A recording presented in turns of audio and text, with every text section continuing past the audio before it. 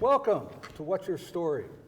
Every week I bring you a guest who's authentic and genuine, who's going to provide insights and practical information that you can put to work in your personal and professional life. Today is no different. Today we're going to explore the world of consulting as it relates to a financial perspective on small businesses, corporations in America. My guest today is Tom Aiken. Tom is the leader of the Cedarwood Partners, more than one. And Tom's going to talk today about some interesting things he's doing with his clients here in the Delaware Valley. Tom, welcome to the show. Great, thank you. Thanks for having me, Charlie. I'd like to jump right in. What is it exactly that you do?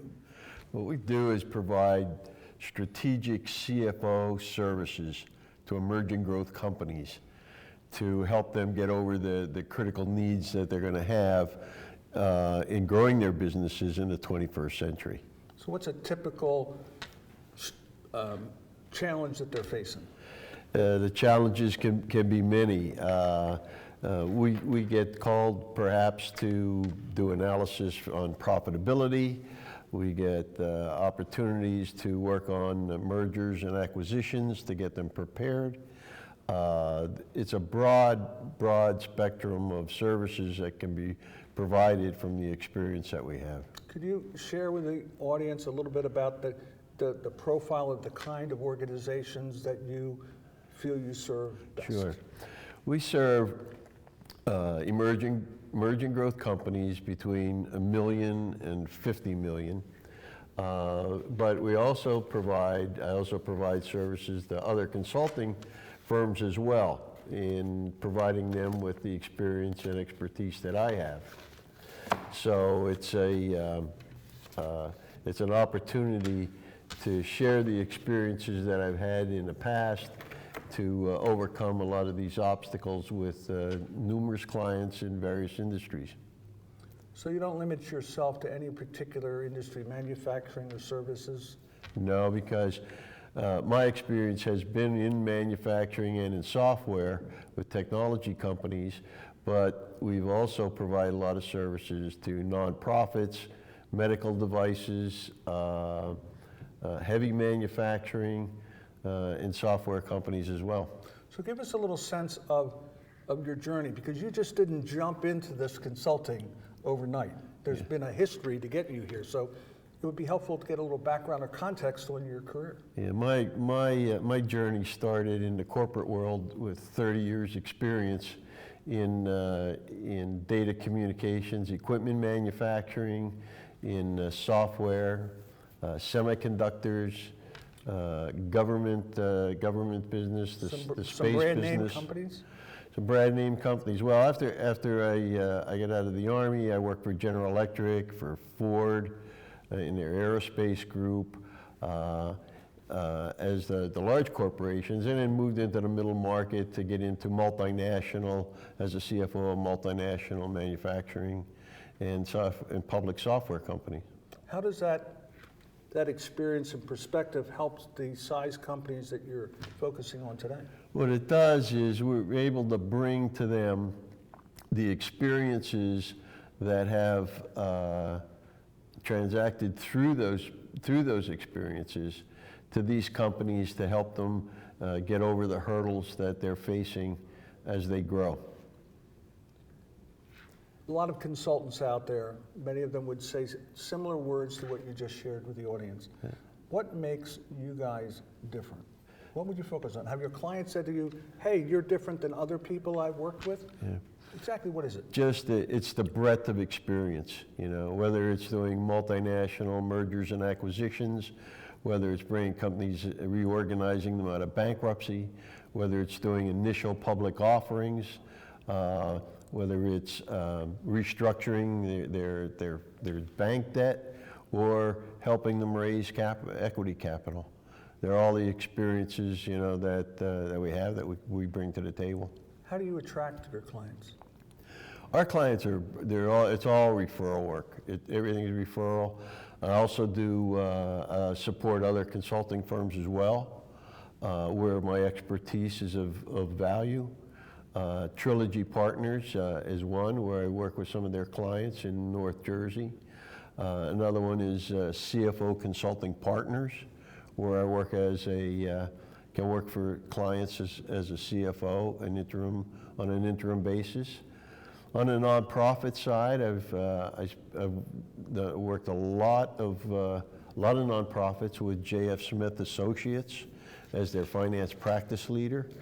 So there's a large the breadth of experience that I've had. I've been able to also impart not only to clients that are being referred directly to me, but also to other consulting firms as well.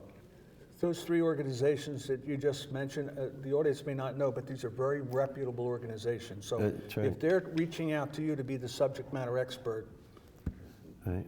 they have to really respect what you do. So congratulations on earning that over time. Another area that I'm involved with right now is the Clean Tech Open in the Northeast, which is a clean tech accelerator, and I'm a subject matter expert for them. Northeast? Northeastern United States. Okay. Right. So I'll work with some of those companies in their accelerator program and support them. I've mentored within other organizations as well, over the years. And I just recently was given a undergraduate student at Temple to mentor through the Be Your Own Boss Bowl.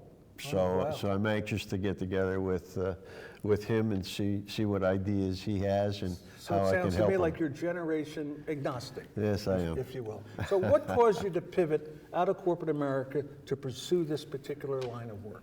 What was it was so attractive? I've been involved in a lot of companies in my corporate life. All ended up in mergers of some kind. And I got to the point in my life, the last one was a public software company. And I decided, now it's time to give back. I can get out of the corporate world and I can actually contribute to a lot of companies that are going through an emerging growth of their own and be able to support them from the experience that I've had. So instead of working within one company and helping them make an impact, you can help many companies right. have an impact. Right. So that has an impact on tax revenues, hiring, staffing. It's got a lot of implications when you're helping companies grow. It does. Can you share a story, the short story that you shared with me in preparation about the owner that retired and his kids took over the company and they really wanted to scale it? Sure. That was an interesting story. Yeah, we're seeing, over the last couple of years, a lot of cases where there were family-owned businesses, and now the parents are looking to pass the business off to the children. The children aren't satisfied with the status quo that perhaps their parents were satisfied with, and they want to grow the business and they want to make an impact. But they don't have the experience and they don't have the talent. So one of the organizations that I'm with is the Executive Leaders for Advisory Boards. ELABs. Okay. And that's a good example of how we can put together a team of advisors for a company that fits their needs, bring that senior level experience from senior level executives to be able to provide them with sound advice. So boards, these advisory boards, we're going to form them and they're customized to the needs of a particular business. We'll meet with the CEO and the management on a monthly or quarterly basis and support them in a way that they could never afford to do otherwise. Well, it would seem to me they could not afford to get all of that talent, the quality of the talent you That's have, right. in the room at the same time at an affordable price. That's right. To do that type of thing. So what was the outcome of that? Are you still working with that group? Sure, yep. How long do the engagements usually take? These are the things that start out with, maybe there's a lot of effort up front, and then it's a matter of maintenance. So maybe you're there on a monthly basis, a quarterly basis, and then it gets to a point where maybe you don't need all of the expertise on an advisory board, and it gets narrowed down to one or two trusted advisors that are always there, a phone call away. It sounds to me like you're teaching these people how to fish. And once you send them out into the lake, you don't leave them alone. You got to check every now and then and That's say, right. are you still doing what you're doing? That's right. The way we taught you how to do it. So the maintenance is That's right. very, very important. So you talked earlier about some of the satisfaction you get out of doing this. The concept of why people do things, the purpose. What's your personal why about all this?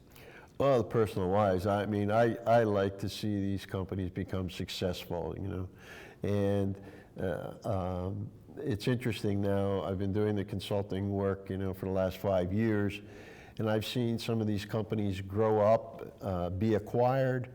I've seen them grow up and become, you know, substantial players in their individual market spaces, and there's a lot of satisfaction to that, especially working with the younger generations and seeing them become successful. What is the misperception boomers have of those up-and-coming leaders of companies? Well, I'd say maybe they don't think that they have the work ethics that the baby boomers had, Well, but that's a common misperception. it is. It absolutely is. But you know, the world has changed. It's moving a lot faster now. You're on the world stage, and you have to be able to use those things, move fast, think fast, make fast decisions. So what's been the big change? Here you are in corporate America, you're doing well, you're moving fast at whatever that pace was back then. What are some of the things you've noticed that are really having an impact? Well, certainly technology. I mean, there's no question about it. You don't have you don't pick up the telephone and talk to people as much as you used to. Now it's text messages and emails and things, and things are becoming more collaborative, even through video conferencing. So you can bring the whole world together for a conference call and make decisions and make things happen a lot faster. What is the fact that some of your clients have a global business, how does that impact them? On a global basis, well, today, it's the same as being next door, because you have the capability through technology to be able to work together, and a lot of companies are now virtual, so they don't even have the office spaces and the cubicles that we once had. So you have to be able to adapt to that.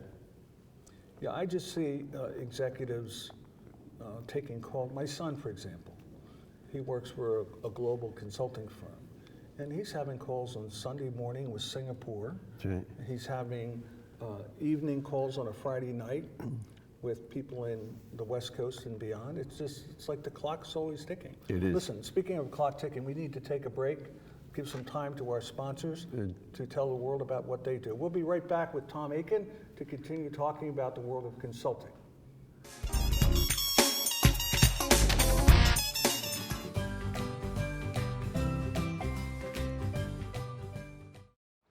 There you go, Richard.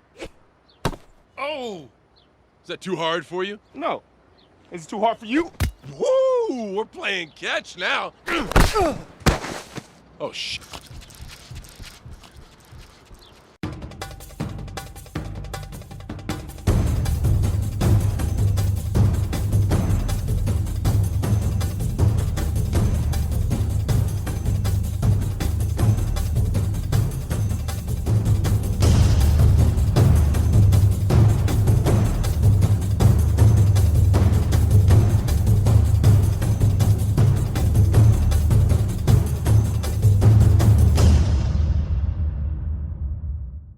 Why should you choose Rowan College at Gloucester County?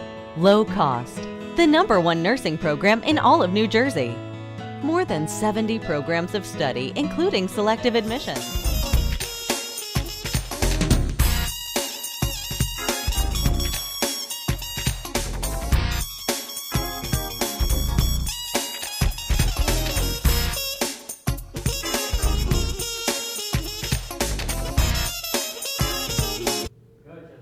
Hi, welcome back to What's Your Story? My guest today, Tom Aiken, works with Cedarwood Partners. We're talking about consulting from a financial perspective and the differences between companies today and companies in his younger days. So the big change we're talking about technology as a major difference. I think one of the things we were touching upon is misperceptions, misconceptions sometimes about the kinds of things you do and the kind of help that you can provide. What are companies that bring you in? They've never really had an outside consultant before. What have you sensed as some of the misconceptions that they've had? Yeah. Well, I think sometimes they believe that they have one problem, and it turns out when you get in there and you start peeling back the onion, that's not really the issue. There's other underlying problems that they may have. For example, we get called in to do a profitability analysis, and once we get in there, we find out the problem with the profitability is that the sales organization is being incented on the wrong products, those that are not as the most profitable. So in that case, we might have to offer to bring in an HR compensation person to go over the compensation plans for the sales force and get them focused on the right products. At the same time, we might find out that there's also problems with inventory management. So we might have to look at that and make recommendations on the process or the systems that they're using to bring their inventory in the line. So these things can start out in one direction and end up becoming much more complicated, requiring much more resources. I'm hearing change. I'm hearing they come in to fix a particular problem, and you may have to change some processes around to do that. That isn't always welcome. That's right. Who usually brings you in? I'm usually brought in by the CEO or by the board. Okay. In some cases, in some cases, in the case of a private equity firm, for example, who has acquired a company, would bring me in to work with the CEO and the CFO to help them put together the financial information and the type of analysis that the private equity or the venture-backed investors would want to see. Pre-acquisition? No, this would be post-acquisition, yeah. So what happens is they buy the firm, they get in there, and they just get all this information dumped on them. All these numbers and spreadsheets and everything. And what they really need to do is be able to put that in a format that the investors are used to seeing from other companies and provide the analysis so they don't have to figure it out themselves. So does the term post-acquisition integration apply? Is that post-acquisition integration? Yeah, I would say making sense out of what they bought. Making sense out of what they bought. That's an area that's really growing because I read somewhere that 60% of growth is around mergers and acquisitions today. So right. They're going to keep you busy. Is there a favorite story you have about private equity you'd like to share with the audience? That was really that's really one of them, where we go in and had to straighten out their financial reporting. In the same token, you have to understand the mentality of the investors for the CEO, so that they have an appreciation for what the expectations are for the company, from a level of profitability and perhaps the comparable analysis of like companies elsewhere in the portfolio or in that particular industry. When you're brought in by the investor group and the founder, CEO has remained on, there could be a tension there. How do you manage those? Well, what you do is you become the trusted advisor of the CEO. I mean, you're sharing with them the experiences that we've had and be able to support him in becoming successful. I mean, the whole idea is how can we help these companies become successful?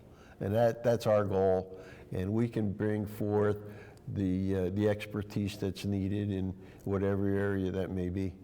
So we talk about value propositions. What is the value proposition of Cedarwood?